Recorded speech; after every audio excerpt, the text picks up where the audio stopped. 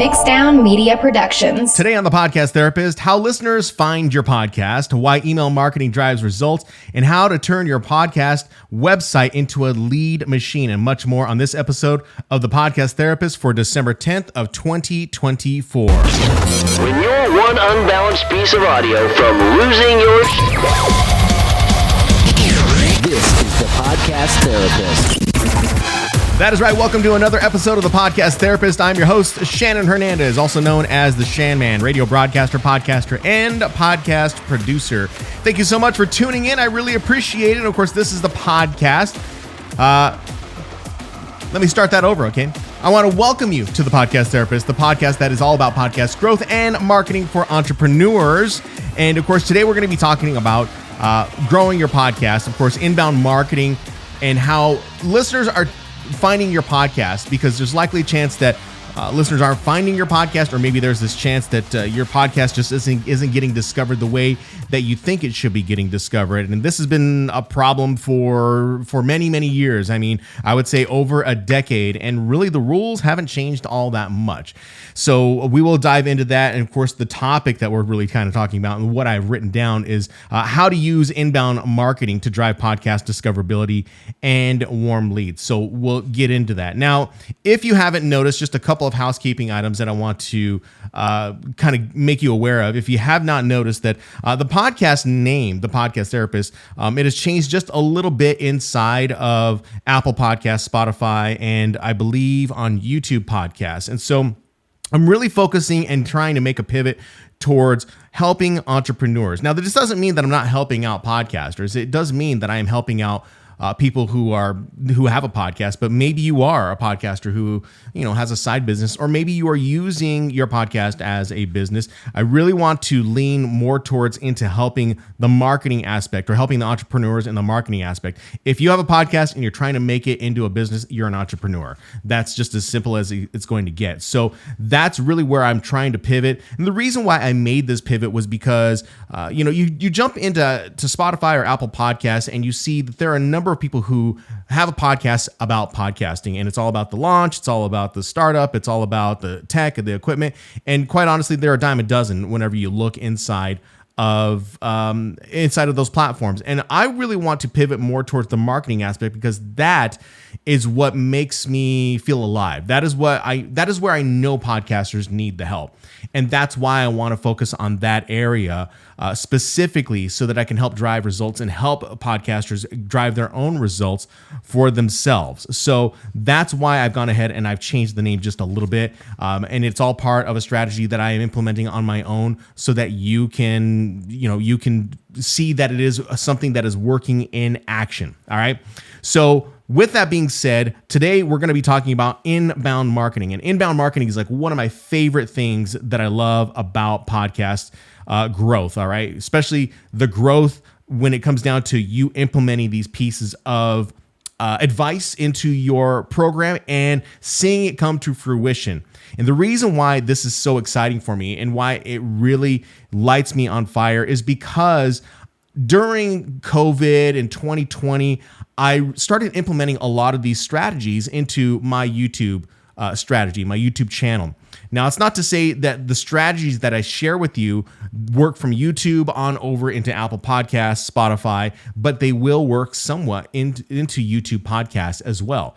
So with that being said, I got very excited when I started seeing my numbers starting to grow on YouTube, and they grew over time.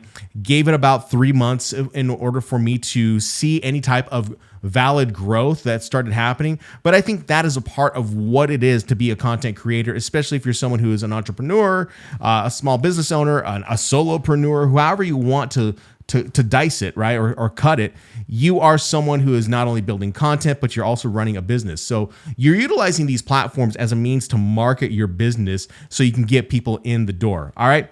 So this is what we're going to be talking about today. This podcast is going to be jam-packed of value. So I hope it's filled with value. So let me know in the comment section if you're watching this live on YouTube and you have a question. I'll try to answer it near the end of the podcast, and we'll try to get to that for you so that we can address the issue. All right.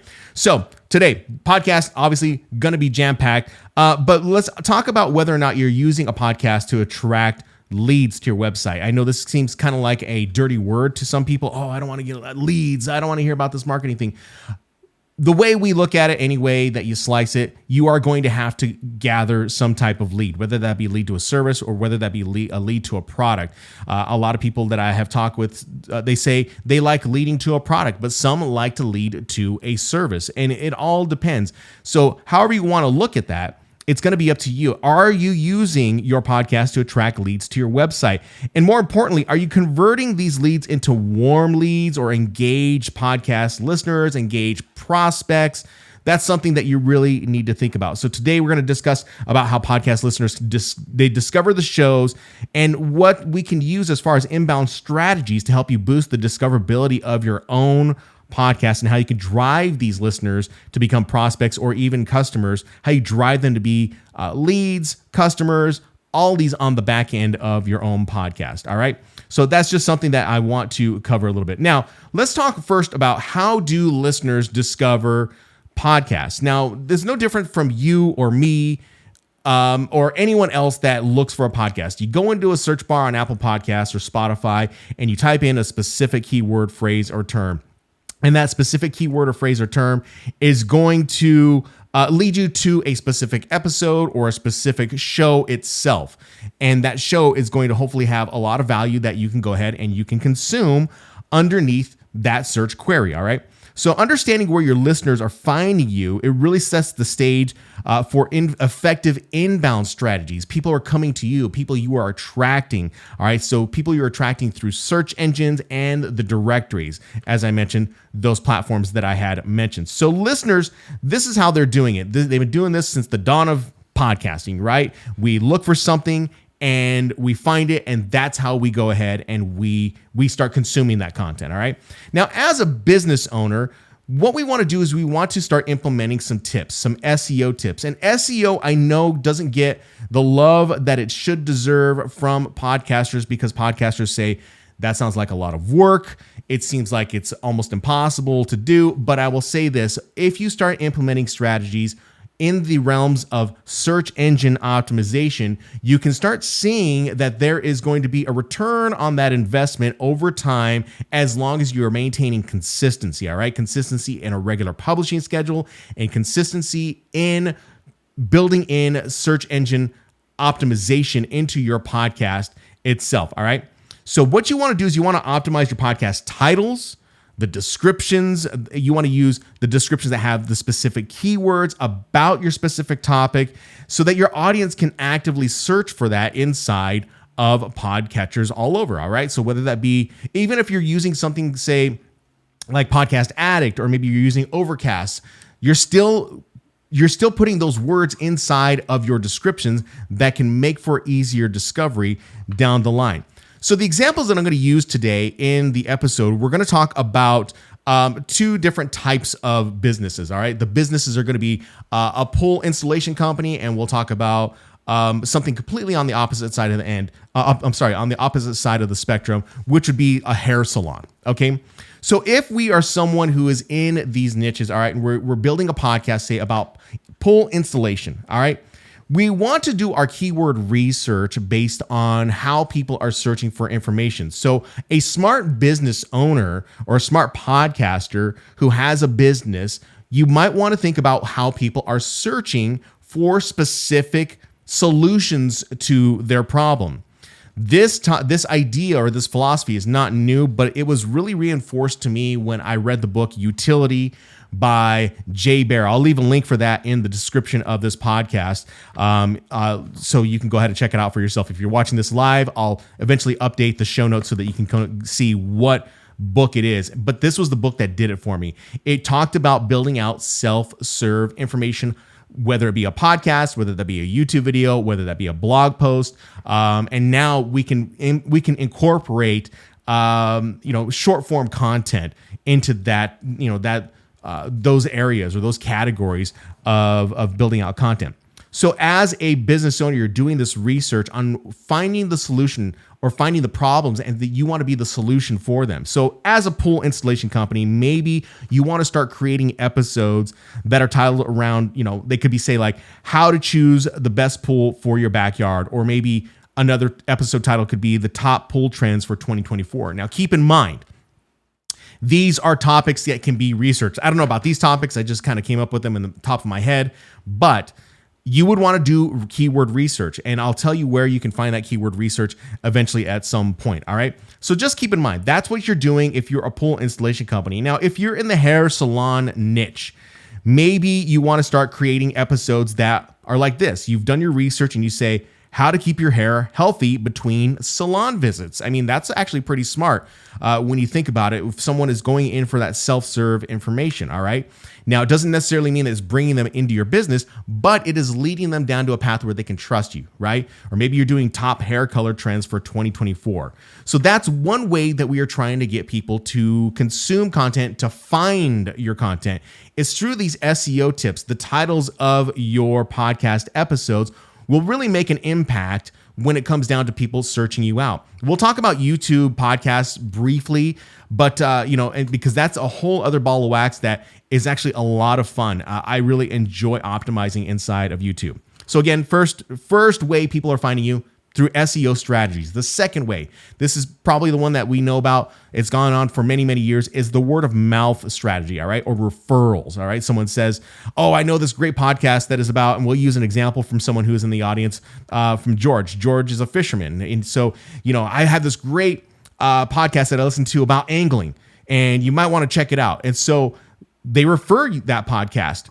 And word of mouth is a great way to go ahead and get that out to other people. I have friends who do this, comedians who do this. They say in their podcast, if you like this podcast, share it with 5 of your friends. So you have to remember that as listeners, we have to be directed. If you're a listener, as a listener, you have to be directed to do something. Share it with 5 friends. Make sure you hit the follow button. There are all these calls to actions that you must, as a podcast host, as a business owner, as an entrepreneur, you have to lead people down the pathway, because I like to say, maybe this is a bad way of saying it, maybe I shouldn't say it, but I like to say, people generally are, and I don't mean this in a mean way, just they're dumb. They don't know. They don't understand. They don't know to click the button. They don't know to enter the email address. They don't know to download. So you have to walk them through these steps in order to get them to subscribe, to go get a download, to leave a review, things like that. And the constant reminder is something that you have to go ahead and implement.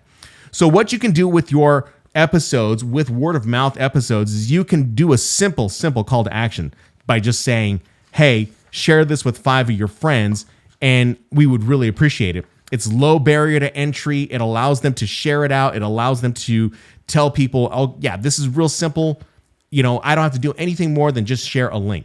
And that's something that is very simple. So we've talked about SEO strategies. So building in the SEO strategy to get discovered, word of mouth. The next one would be social media and short form content. Now, we have platforms like Instagram Reels where you see this constantly. If you're on Instagram, you're sharing a reel, or you're just swiping constantly, right?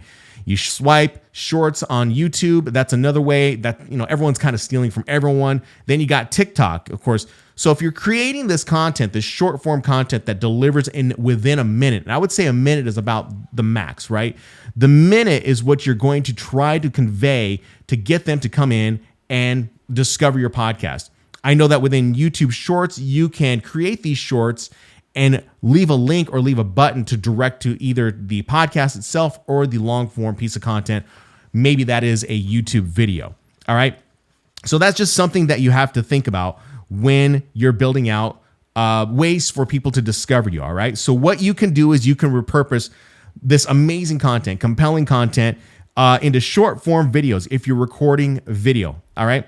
And it's got to have a strong hook. It's got to have a strong call to action, directing viewers where they need to go.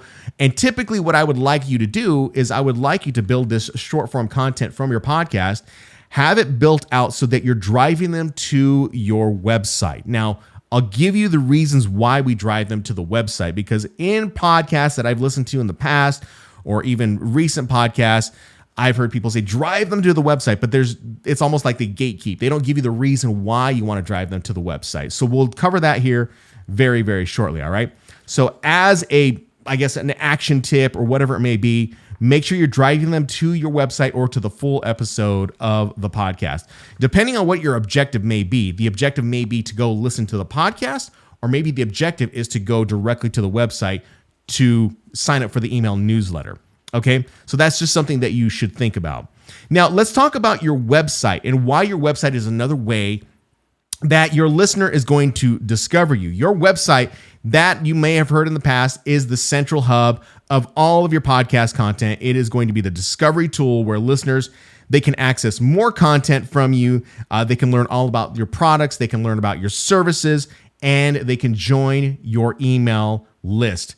This is going to be something that is key for you. It is a practice. It is something that I practice.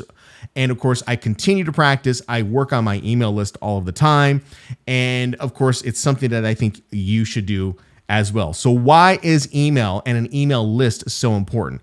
Now, we're not talking about collecting emails through Gmail. We're talking about collecting them through a service provider such as MailChimp. I know there was Aweber, ConvertKit. They're all out there, right?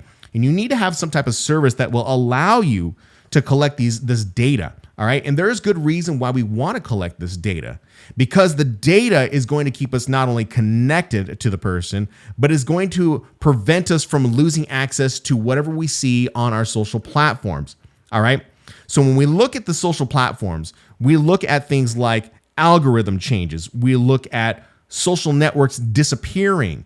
We look at algorithm changes. Did we talk about that? I can't remember. But either way, you're looking at a number of changes that can happen. And I think one of the most important ones that we look at is we got to consider the fact that there are platforms that shut down, or there are platforms that go away. Perfect example is TikTok right now in the United States. It is coming to the end of the road for TikTok in the United States, as it will possibly be banned in the United States. This is something that is really, I just talked with my friend's daughter. She's an influencer on TikTok, and she's like, this is going to go away. I can't believe this is where I make most of my money. And I've tried to encourage her, you need to start building out an email list so that you can stay connected with those fans. Where the difficulty lies with a platform like TikTok is that they make their money on TikTok, right? They do the live streams, and people can leave coins or whatever it is. I've done this before. You leave coins and you can earn a significant income utilizing TikTok. However, that's one line of income. It's only one line of income. And you have to consider the fact that you have to have multiple lines of income to keep the train rolling and moving. So remember that when you build out your platforms, you're trying to get them on an email list where you can stay connected with them for the moment when they discover that, hey, there is no more TikTok, all right? Now, email lists are very important. Statistics show, according to Forbes in June of this year, studies showed that email marketing has an average return on investment of $36 for every $1 spent, making email one of the most effective tools for nurturing your audience. So you can earn significant cash if you, depending on what the price point is of your service or your product, and your service or product can be just about anything. It could be products such as PDF downloads. It could be products such as, PDF downloads are digital products. You could do merchandise itself, but let's also say that we look at services. You could be a service provider. Maybe you build websites, maybe you do consultations, maybe you, whatever it may be. Maybe you have a podcast that has a private RSS feed. That is another way. That's considered a product. If you tell me otherwise, I'd like to see why you would think it's not a product, but it is. Having a private RSS feed where people can access that product and access more of you, bonus episodes, whatever it may be, exclusive interviews, that can be a product. And by having that product, it allows you to utilize that email marketing list to push those emails to your super fans. Let them know, hey, I've got a podcast that's a private RSS feed. You can join. So think about that whenever it comes down to your content that you're developing on these platforms and where they discover you. Get them onto an email list through your website. That is going to be the way. Your email list allows you to update your audiences with just, new episodes, content changes, a way they can engage with your business. I just talked about that. So even if the platform goes down or trends shift, you still have those emails. That's important, right? Now let's talk briefly about YouTube podcasts, because this is something that I think we need to pay attention to. There is a whole event that is going to be happening this Thursday. I think it's 12 noon Pacific. on YouTube, and I believe I will have a link for that in the description of this podcast if you want to attend. But it is going to be talking specifically about YouTube, and it's from I think the head of product and from YouTube, and you're going to learn a lot about YouTube podcasts. So if we focus on Spotify and we focus on Apple Podcasts as engines in order to get discovery on our podcast, we need to start thinking about YouTube podcasts, because it is becoming very fast a major discovery tool for podcasts, because you can optimize the content.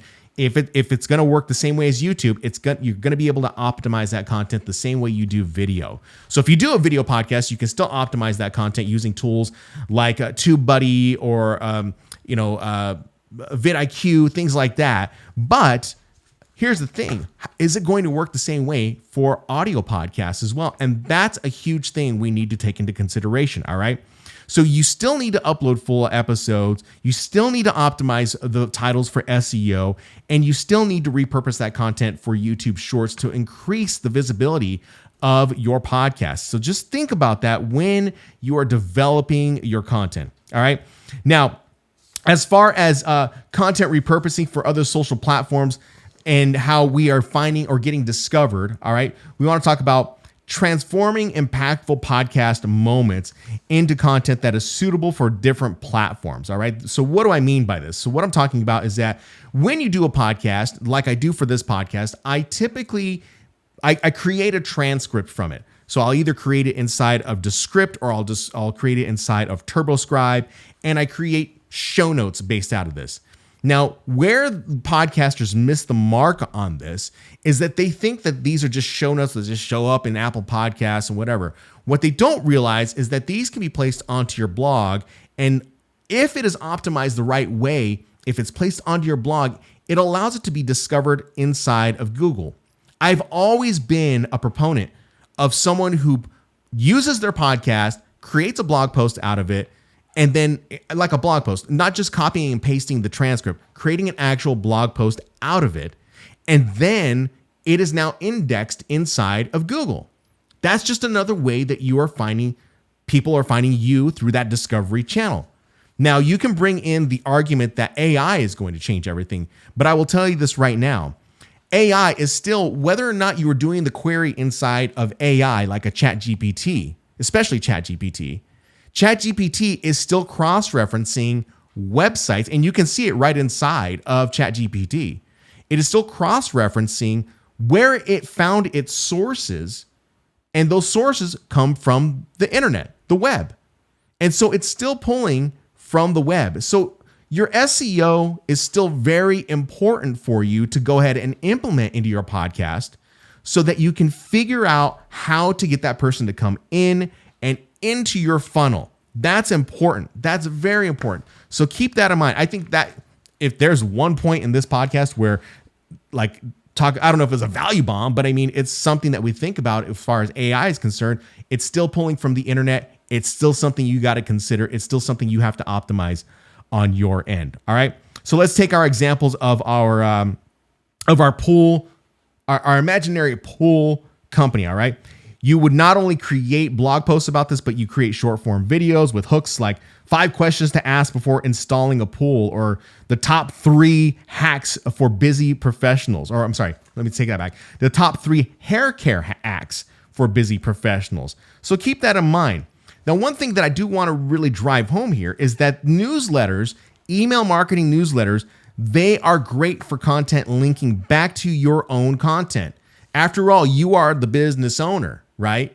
And you are promoting, you're proud of your own brand. You want to promote your own stuff. You want to be pushing people to old podcast episodes. You want to be pushing people to your lead magnets. You want to be pushing people to your podcast, your YouTube videos. These are all things you have to think about. All right. So this is why it's important that when you do this and you drive traffic back to your website, whether you are guesting on another podcast or whatnot, you have those things available so people can go ahead and become a part of your community. All right.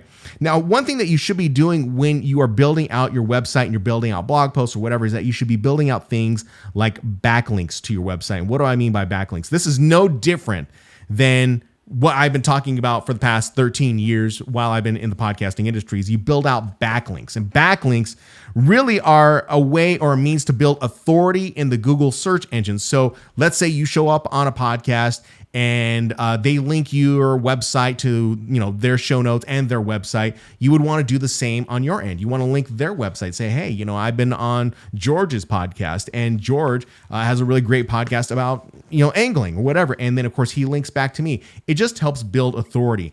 Anytime you can build backlinks, multiple backlinks to other websites, and they can do the same, it just helps you become higher. It helps you show up higher in search results. All right. Now, one thing that I think you should have inside of your website is an email capture form. We could talk about that here very shortly. We are going to talk about optimizing all that, but that I think is one of the things that you should really be considering as far as, gaining a listener that is inside of your platform. All right. So email capture forms, they're going to offer resources in exchange for the email address. All right. And you want to convert those listeners into types of leads. All right. So again, going back to our imaginary pool company, you want to have a pool company that has a website with a lead magnet and an opt-in form. It might be the ultimate pool buyer's guide checklist, 10 questions to ask before you install, still giving that DIY information, right? Giving that DIY information, but they may not want to do it all by themselves. They may call you as the pool installer to do it. Take a hair salon, 5 hair care secrets for salon-worthy results at home. They may get this DIY stuff at home for their hair, but they may not realize it takes up too much time, so they'd rather go to the salon itself. So these are ways people are discovering your podcast and what you can do to bring them into your fold. So coming up here after the break, we're going to be talking about how you optimize your website for lead conversions, what you can do to create a landing page, and then of course, how we connect it all together. That's all coming up next on The Podcast Therapist.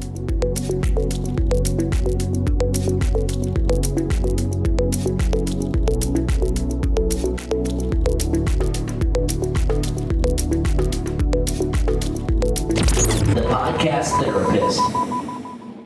Launching a podcast can be overwhelming. You've got your equipment, a Zoom account, and a few episodes recorded, but what's next for a successful launch? The biggest mistake podcasters make is not having a proper launch sequence. Just like building a house requires a solid blueprint to ensure it stands strong, your podcast needs a strategic plan to enter the market successfully. Introducing the Podcast Launch Checklist, developed after helping numerous clients. This guide ensures your podcast launch is smooth and efficient. It's a 12-step sequence covering pre-launch, mid-launch, and post-launch phases with clear instructions to save you time and prevent mistakes. The checklist provides crucial pre-launch information and includes checklists to ensure nothing is missed. Plus, you'll get access to vetted resources, making your launch more efficient. Don't wander in the dark. Get the Podcast Launch Checklist today and launch your podcast with confidence. Visit thepodcasttherapist.com/PLC to get 25% off this checklist. If you're trying to grow your YouTube channel, let me tell you about a tool that's made a huge difference in my life. It's called TubeBuddy. How's it going? It's Shannon. And when I started using TubeBuddy back in 2019, I realized that if I wanted my videos to actually get views, I needed to focus on YouTube SEO. But figuring out what topics would work, which keywords to target, and how to optimize my videos, honestly, it felt completely overwhelming. And that's where TubeBuddy came in and completely changed the game for me. With their Chrome extension, TubeBuddy gives me a dashboard right inside YouTube that shows me which keywords are competitive and which ones are worth targeting. And it's not just for pre-recorded uploads. I use it for my live video streams too. And after I finish a live stream, I can go back, tweak the title, add better keywords, and optimize the video so it has a real shot at getting discovered. And here's one of my favorite features. I can revamp older videos that didn't perform as well as I had hoped. TubeBuddy gives me the tools to update the keywords, descriptions, and even titles so those videos can rank better over time. Now, if you're serious about getting your podcast noticed on YouTube, you got to check out TubeBuddy at thepodcasttherapist.com/TubeBuddy. Now, that's my affiliate link, so if you decide to give it a try, I may earn a small commission and no extra cost to you, but I'd recommend it if I wasn't an affiliate. Again, you could check it out at thepodcasttherapist.com/TubeBuddy or check the link in the show notes of this podcast right now. Hey, what's up, guys? It's Shannon, and I want to take a moment to share one of my favorite tools for podcasting and live streaming. It's called Ecamm. I've been using it since 2022, and it's completely changed how I create my content. Now, when I first started, I used Ecamm for just simple videos. Even at a basic level, it saved me so much time, letting me record directly to my computer with no need to use SD cards or transferring files to a computer. But as I got more serious about my podcast, I discovered just how powerful Ecamm really is. I can now stream live to my YouTube and record the entire show at the same time, complete with separate audio and video tracks for editing. I've built custom scenes with animations, graphics, and overlays that make my live streams a lot better and a little more professional. Plus, inviting guests is a breeze, and I just send them to a private link and they join me in a virtual green room before going live.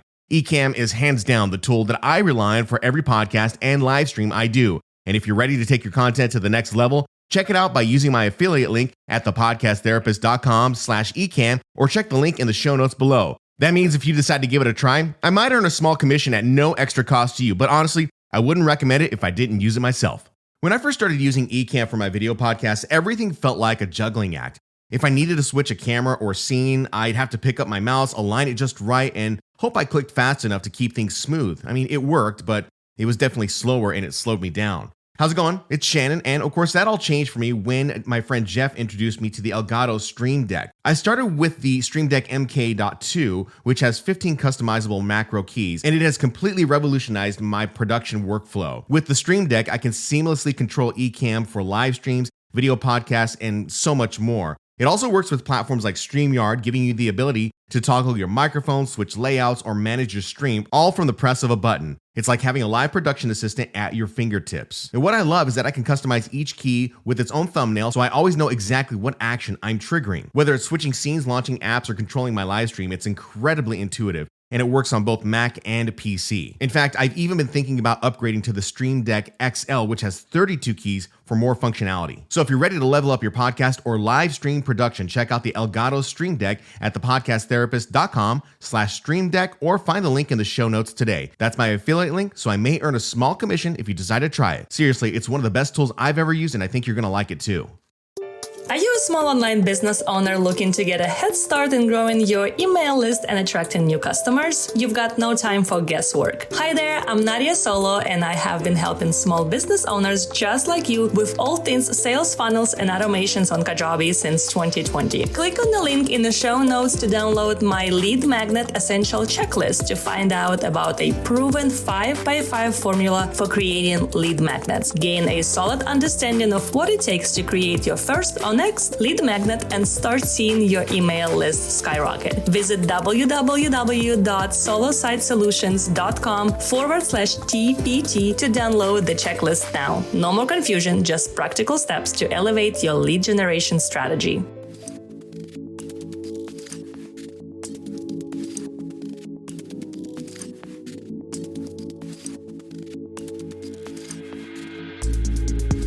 Welcome back to the Podcast Therapist, and we are continuing our episode today on how podcasts are discovered and what you can do as far as building out a strategy, an inbound marketing strategy for yourself so that you can start putting these people into your fold, not relying on platforms to, stick around. I mean, we talked about in the last segment about how TikTok, man, that thing's going to go away, I think. In my opinion, I think it's going to go away. I mean, I don't see any reason why it will stay. And there are a lot of content creators that are freaking out about this one. I've seen this similar freak out inside of Instagram, moments when Instagram has gone down. And I've seen my friends who are influencers, they just freak out and they go, oh my God, don't they realize that we run our business on Instagram? And then I just think to myself, well, don't you realize that you shouldn't be running your business directly all on Instagram? Even though I know that Instagram has built-in tools to help you build a business around that, you can't rely on it completely. Things happen, all right? Things happen. And so as long as you own that data, that allows you the opportunity to stay in contact with your audience so that you can push them to the areas in which you need, whether it be another social network or keeping them on your own platform. That's important. And that's why some of these platforms are very important. I hear a lot of people, giving flack about platforms like, say, Kajabi. because they say, I don't need all that. I don't need everything that is involved in that, or it doesn't function the right way. And quite honestly, when I hear that, I wonder to myself, do people really go in and examine and learn these platforms for their benefit? Because anytime I've ever used a platform for myself, I've either gone to the help section, I've read the help menu, and I've allowed myself to learn that software so that it benefits me. So that's why I'm saying you have to learn, or at least bring yourself as an entrepreneur. You need to be honest with yourself. You need to say to yourself, I'm going to learn this and I'm going to make it work towards my benefit. If you just sit around and you blame the software for not doing the job, maybe you need to rethink about why you want to do this as a business. I'm not saying that Kajabi is the only one. There's many different platforms out there that will work for you, whether that be Samcart, Thrivecart, whether that be Squarespace, but it's got to be the one that works for you. All right. So keep that in mind when you're starting to build out these elements. What is the objective? What is the goal? Is the goal to build them into a subscription model where they're listening to a podcast every week that's private? Or maybe it's having them as a client, a regular client, a high paying client that pays you out every 3 months at a high ticket offer. So think about those things. All right. Now, in segment 2, I want to talk to you about optimizing your website for lead conversions. All right. And we'll get into that here in a second. All right. Well, no, we'll get into it right now. We'll get into it right now because I kind of wanted to give a call to action, but I just really want to get into the content because I think that is what is important for you. So how do we optimize our website for lead conversions? Now, this is what you can do. All right. Now, I talk about these tools that exist out there, and there's a number of tools, whether they be Kajabi, whether they be Opt-in Monster, whether they be ConvertKit, whether it is, there's just a million of them out there. And you got to find the ones that are going to work for you, for your purpose, for your workflow. All right. So how the workflow works for you. All right. But what you definitely do need as a business owner, you need to have this landing page, a podcast landing page. All right. So you need to have or develop a dedicated podcast page featuring embedded episodes, maybe detailed show notes, and links to related content. Now, what you can do is you can include an opt-in form for your lead magnet directly on that page. That would be very, very useful for you to get people to come in and be a part of your community. Make sure you're adding clear calls to action. Guide visitors to take the next step. They got to get into the next step, whether that be subscribing, whether that be downloading a free resource, booking a consultation. I could tell you during COVID, when I was doing a lot more with YouTube, I had a book a consultation button on my front page of my website that would get hit. I was getting all these consultations from people, and I couldn't believe it because, at the time, everyone wanted to start a podcast at that time, and I couldn't believe it. And they're all trying to start a podcast. And even though I had guides on my website that would lead them to those paths, they still wanted me to sit down with them and consult with them. And that to me is like the easiest way to sit down and earn money, is that you're really kind of just holding their hand and guiding them down the pathway that is going to be best for them. So you should have create a podcast landing page and make sure you have clear calls to actions. All right. And make sure you're guiding them down a specific pathway to maybe booking a consultation. All right. Going back to our examples of our pool company, they would maybe have the clear call to action: download the Ultimate Pool Buyers Checklist. Or the hair salon: grab your free hair care guide today. So those are ways that you can do that. Now, I touched on this a little bit in the last segment, and I talked about repurposing show notes into blog posts. Let's get into that just a little bit. All right. Now, you can turn every podcast episode into an SEO optimized blog post that includes keywords, timestamps, links back to your lead magnet. The reason why I like my platform, Kajabi, is that I'm able to include timestamps. You can do the same thing inside of Buzzsprout. You can include timestamps, but what we're talking specifically about here is a website where you can repurpose the show notes into blog posts. All right. And when I say show notes, I'm not just talking, you create the show notes, but think about the transcriptions that you're using. Those can easily become blog posts. I'm utilizing Descript and TurboScribe to do this for me. And it's starting to become easier as I use it more and more. Okay. Things you can implement onto your website would be pop-ups, including banners that lead to your lead magnets. I have these on my own website. When you go into the blog post section, you can see that I have on the sidebar, I have banners that show up that say, hey, you want to start a podcast? Download my essential equipment guide for my podcast. What can you come up with? And how can you implement that into your own website? So strategically, and here's what I would do. Pop-ups, I'm not a big fan of pop-ups. I've heard people say like, oh, I get the majority of my leads from my pop-ups.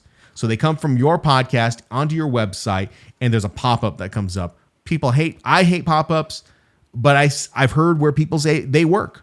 So strategically use pop-ups on your website. Banners are good, and promote your lead magnets always, always. Tie the lead magnet maybe to the content of the episode. Like, so let's say, for instance, we're talking about, in my instance, we're talking about a podcast episode where I talk about how to develop better show notes, right? Well, I've created a guide for creating better show notes using AI. Haven't published it yet. It will be coming out here soon, but I have it. It's available. And I would more than likely have that on the sidebar of my podcast show that is directly related to that, or I'd put it in the text somewhere. And where I would put it in the text is probably above the fold. And I would probably say, links mentioned in this episode, and I would have a link that goes directly to that lead magnet so I can get someone to download that guide and become a part of my community. So think about that, all right? Now, when it comes down to connecting this all together, we start talking about the inbound marketing funnel. How does this all connect together? Let's do our best to try to make this sound a little easier for you, all right? So what we're talking about first, we're talking about these things: discoverability, lead generation, lead nurturing, and most importantly, I think what a lot of podcast entrepreneurs are really leaning into is the monetization aspect. So let's dive in and describe briefly what these are about, okay? So each one of these strategies have something important that lead to eventually the monetization, right? So discoverability, we'll start with number one, discoverability. So we look at platforms like Apple Podcasts, Spotify, social media, now YouTube podcasts. These platforms bring the content to the listeners, all right? Your listeners will consume that content if you're publishing regularly. Within that content that you are developing, you want to be able to develop a lead or build a lead off of your podcast. So, number two, lead generation. Your podcast directs listeners to your website where the lead magnets capture the email address. All right? So, utilize the platform to drive the lead back to your website. Number three, lead nurturing. Lead nurturing is something that it's kind of an art form. If you ask me, it is kind of an art form, but this is what I've written down. Lead nurturing is the follow-up in the email sequence, all right? The follow-up with valuable emails to build trust and drive conversions. So in other words, so when someone comes into my email marketing list and they download my essential equipment guide to starting a podcast and they get all that equipment, they are placed on an email marketing sequence. And you likely have gotten these in the past before. And you go, oh my God, this person is sending way too many emails. There are different philosophies and strategies that different business owners use. Some will email 2 times a day. Some will just email once every other day. I tend to be in the camp of emailing every other day. But if I'm going to email them consistently, it's got to be something valuable. And I'm typically answering the common questions that this person might have about starting a podcast in that email to help build trust. So if you've been on my email marketing list, you see that is in practice. All right. And hopefully at some point in time, that nurture sequence allows them to go ahead and purchase something like, say, my podcast launch checklist or my mastering podcast interviews audiobook, whatever that may be. If they don't buy it, doesn't matter. It's okay. Now I just continue to develop and build great content to them. and say, oh, here's a new podcast episode that I talked about where we talked about growing a podcast or whatever. If they're all about the free content, that's fine. Eventually, they may want to get in on something. Now, when it comes to number 5, number 5, monetization and growth, what we're trying to do is we're trying to convert leads into customers through services, consultations, and product sales. So that's how it works. You're getting them to discover your podcast on a platform. You want to drive them to your website to capture the lead. You want to nurture them in an email sequence on your back end.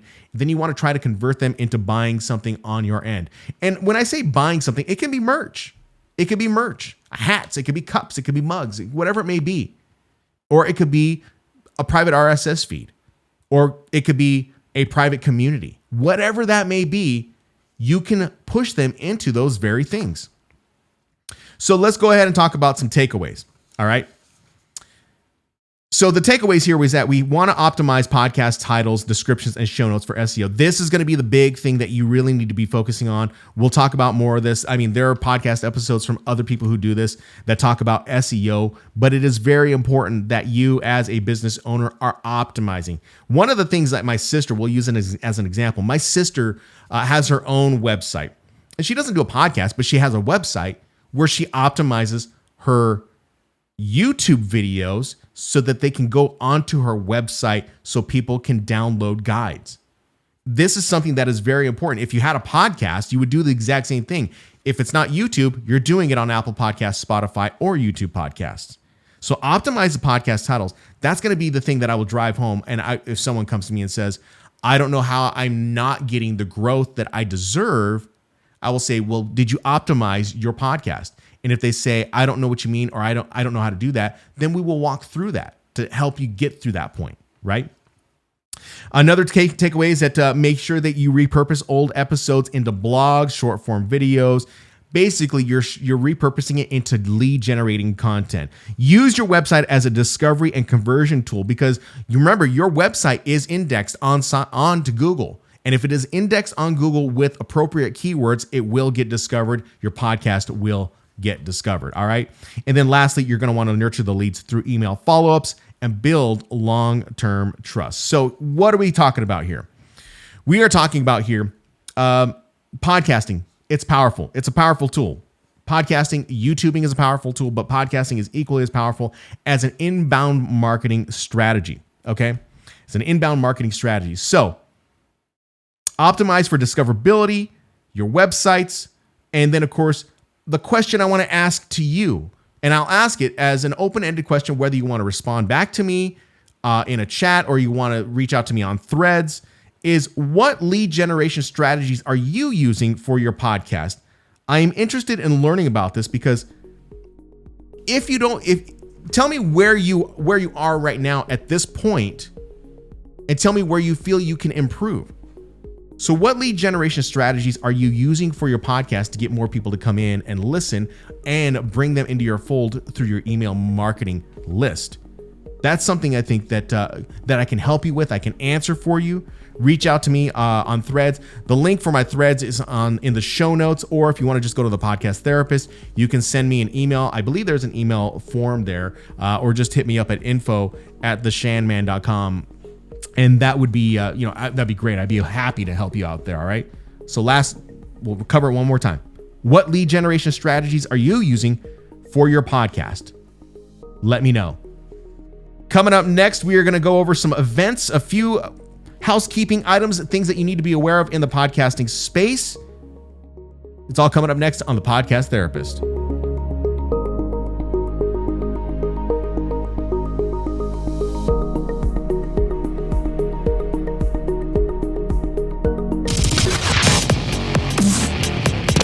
Podcast Therapist.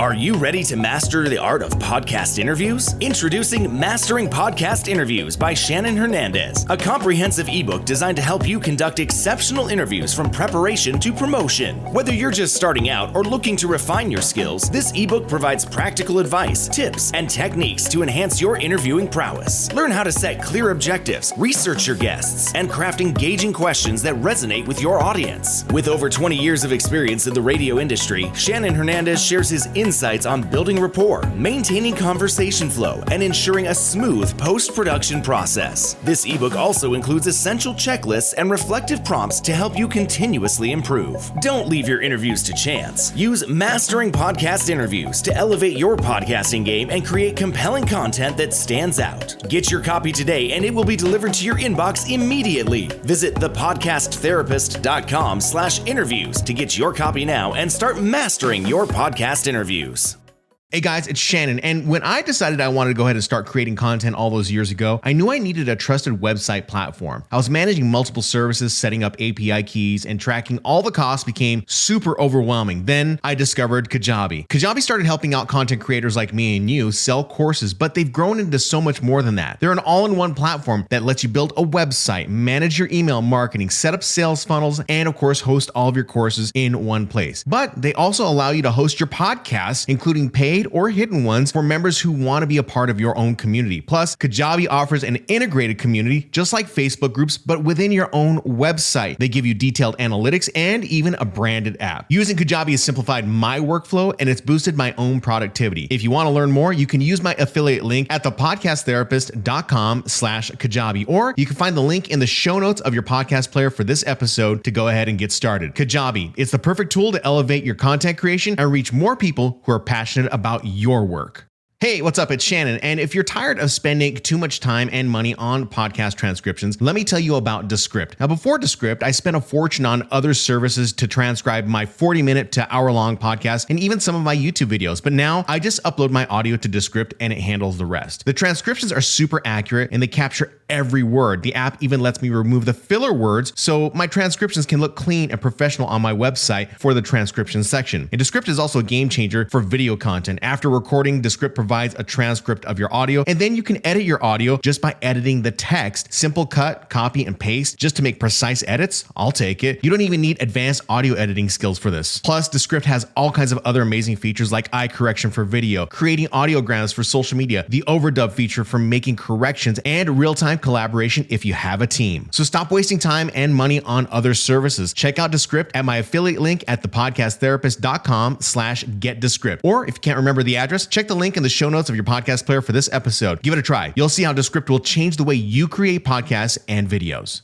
Hey there, podcast lovers. Do you ever find yourself at a crossroads struggling with life's big decisions? I'm Adam, and I know exactly how you feel. I've been there, faced with overwhelming choices and uncertainty, not knowing where to turn or who to trust. That's why I created the Decision Hour, a podcast designed to guide you through life's toughest choices. In the Decision Hour, we dive deep into real life stories, offering expert advice and practical tips to help you make those tough choices with confidence. But that's not all. We also feature interviews with inspiring individuals who have faced similar challenges and have come out stronger. Plus, you get to access our exclusive community where you can share your experiences, get support, and connect with like-minded people. So if you're ready to take control of your life and make decisions that truly matter, tune in to The Decision Hour. Visit our website at thedecisionhour.com to start your journey today. Remember, the power to make great decisions is just one click away. A few years ago, I got a gift from my sister that, honestly, I wasn't sure I'd ever use. It was called a Rocketbook. And at first I thought, it's just a notebook, right? But once I started using it, I realized how wrong I was. Now, as a podcaster, staying organized is everything. You know this. And Rocketbook, it's been the game changer for me. It's a reusable notebook that works with special friction pens. You write in it like you would with regular paper, but here's where it gets really cool. With the Rocketbook app, you can scan your notes and send them straight to your cloud storage, Google Drive, or Dropbox, and share them with people that you trust. I've used a Rocketbook to map out podcast episodes, organize meeting notes, and even keep track of tasks. And thanks to the icons at the bottom of each page, I can instantly send my notes to the right folder without lifting a finger, just using the app. And I know you might be asking yourself, what happens when the notebook is full? Well, you're able to just go ahead and wipe it clean and start fresh. Rocketbook has been a huge part of rebooting the Podcast Therapist, and it keeps me organized without wasting paper or losing track of ideas. So if you want to stay on top of your projects and keep everything in one place, check out Rocketbook at thepodcasttherapist.com/Rocketbook, or you can find the link in the show notes of this particular episode today. And just a note, that is my affiliate link, so I may earn a small commission if you go ahead and decide to try it.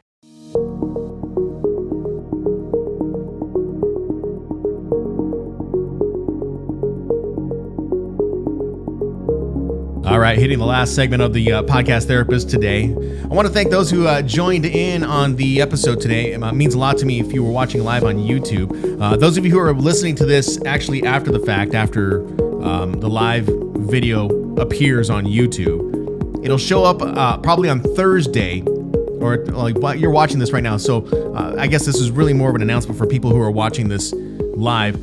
The audio portion will be released on Thursday, I would guess sometime in the morning. So just be aware. I'm going to try and stick to that schedule Thursday mornings and keep that keep the information at least. I guess I don't know what I'm trying to say. I say we just move into the next segment. Trying to manage multiple buttons here. I'm still doing my best. But either way, yeah, that podcast episode will be released, or this episode will be released on Thursday. All right. But you're always welcome to join live, always, and to answer or ask questions, and I'll try to answer them near the end. Of course, I record this podcast right before I have to go into work at my normal job at the radio station, and I go in at like 6:30, 7 o'clock, and so I try to do all this work after the fact. I try to get the episode up. I have the episode commercial free on an ad-free private feed that I have not shared out yet, but if you are interested in learning about that, that episode releases almost immediately within 12 hours, and then it is available for people to go ahead and listen to. So I'll let you know all about that if you want to reach out to me. But if you are, say, like an entrepreneur or a small business that is looking to start getting into podcasting because you want to use it as a marketing tool, you can try and check out my essential equipment guide to podcasting at thepodcasttherapist.com/quickstart. And it's got a list of all the equipment that is available for you right there that you can go ahead and peruse and find on Amazon. And it should be able to walk you at least through those first steps if you're trying to get started with your own podcast. And of course, lastly, I want you guys to follow the podcast. If you've not done so in your podcast app player right now, go ahead and hit that follow button. And if you're so inclined to do so, make sure you leave a review on Apple Podcasts or Spotify. That really does help out. So I want to just go ahead and dive into last few things as far as podcasting is concerned. I want to transition into just a little bit of news. Today, podcasts, or Apple Podcasts, they launched an Android version of their app. So for the longest time, Apple Podcasts has not been available on Android, but it is available now. But it's not available in the Google Play App Store. So the way that you got to do this and the way you got to work around it, and I think it's similar to how you would do it on iPhone, because I was doing this for many, many years, where I was basically creating an icon for a website that I went to regularly and frequently, and I would just install that onto the desktop of my iPhone. I think this is the same thing. I don't have an Android. I don't know, but I think this is what it is. So if you're trying to get Apple Podcasts and the app on your Android phone, what you can do is you can visit podcast.apple.com from your phone and do it in Google Chrome. Okay, so you got to do it from Google Chrome. And then you're going to want to press the three dots that are vertical in the Chrome menu and choose Add to Home Screen. And then it should pop up and say Install. So once you do that, it will install that, or I'm air quoting right now, it will install the Apple Podcasts app on your Android device. So that it can be very useful. I know people use many different types of podcasting apps that exist out there, especially for Android. I know, I haven't had an Android in years, so really all I'm using right now, and I go back and forth between Spotify and I go between Apple Podcasts itself, but I like to see what the other apps are doing. So I have other apps on my phone. I just don't really play with them as much as I probably should. So again, the Apple Podcast app available on Android. You go ahead and check that out for yourself. All right. I want to dive into some research, though, that came through Edison Research. And I talked about this last week when we were talking about marketing trends for podcasting. And I think it's something important when we talk about data that we are gathering from agencies that are doing the research. And we have to understand when we're extrapolating that data. When we think about the data and we read the data, we have to understand how they ask the questions and how that data is being, given to the average person who is, say, a podcast owner of their own podcast or their own RSS feed. And this particular study that Edison Research had done was specified, or was really focusing on in-car listening on mobile phones. And so we live in such a society right now where we focus all of our attention on our phones that now we're just Bluetoothing things into our phone, right? And so once we Bluetooth the phone into the car, then that now starts coming up in research, right? It comes up in the research. People are like, oh yeah, well, if more people are listening to Spotify, then how do I get them to listen to my podcast? You got to take this all with a grain of salt. And one of the things I wanted to point out in this email that I got from Edison Research is that they mentioned for in-car listening, they say the majority of time listening in-car on a phone is 53%. Let me read that again. The majority of, I can't read today. The majority of time listening in car on a phone, 53%, is spent listening to streaming music services. And the key phrase we need to look at there is streaming music services. So this can be Spotify, it could be Apple Podcasts, it could be YouTube Podcasts, but it can also include radio stations that have a streaming service, right? The streaming service of their actual signal that is distributed on FM airwaves is also digital as well. So you have to, when we look at streaming music services, I'm assuming that this is also radio stations. All right. So something else I highlighted here says listeners can opt for the linear nature of stream playlists or full control of on-demand selections. So that's what we're looking at. We're looking at streamed playlists is what a radio station would be. The next most listened type of audio is podcast at 17%. So we're looking at Spotify music, we're looking at Apple Music, YouTube Music, and we're looking at radio station streaming as the primary 53%, the lion's share, I would say, of how people are consuming the content. But again, I want you to be aware that when you read some of these statistics, you have to understand the nature and you have to understand the demographics. I think the demographics for this, I think it was for ages 13 plus. So when you're looking at ages 13 plus, think of it from your business standpoint. All right. Think of it from a business standpoint. Are 13 plus people going to be listening to your podcast? Likely not. So when you should be who you should be focusing on should be within the demographic of your niche, right? So if you are focusing on people who are anglers, maybe those anglers are male, they range from the ages of 35 to 55, you have to really kind of dive into the demographics. Don't worry about what some study says. Focus on who you are trying to reach, and you'll have better results when you do that. And lastly, I mentioned this earlier in the podcast. I talked about YouTube having a podcasting events coming up on December 12th. So that's going to be coming up this Thursday for those of you who are watching live right now. If you're listening to this on the audio version of this podcast, it may have already happened, or maybe you're listening in the morning. You might still be able to catch it, but it is happening at 12 noon Mountain Standard Time. That's what I have written here. And of course, I'll have the link for that event in the show notes, but it's going to be with the global head of podcasting and podcasting product lead. And they're going to be speaking about leveling up your podcasting game and maybe give you some updates on YouTube podcasting. I think YouTube podcasting is going to be the thing that is really going to make a difference as far as getting your podcast out there. Spotify has a pretty solid search engine for finding podcasts, but I think YouTube and Google, they've got it dialed in. They got that thing locked in. So I really am interested in seeing this event. I will be attending on Thursday myself, so I might see you in the chat. And if you're there, say hello to me. I'd be more than happy to say hello back. Of course, you can always reach out to me on The Podcast Therapist at thepodcasttherapist.com. Let's use a different music bed here. How about this one? There we go. You can always reach out to me at thepodcasttherapist.com if you have any questions about anything in particular about podcasting. I'm more than happy. We are going to be really focusing more on the marketing aspect, like I said at the top of the show. And I think that is really going to make the impact for most podcasters because it's something that I'm passionate about. I like helping people start their podcast, but I really love seeing podcasters grow. That's where I tend to find my own fire. So again, I appreciate you guys watching on YouTube Live this week to The Podcast Therapist, and I appreciate you listening to The Podcast Therapist. Again, make sure you hit that follow button and leave a review if you want to. You don't have to, but it definitely does make me feel good on this end. Until next time, my name is Shannon Hernandez. You've been listening to The Podcast Therapist.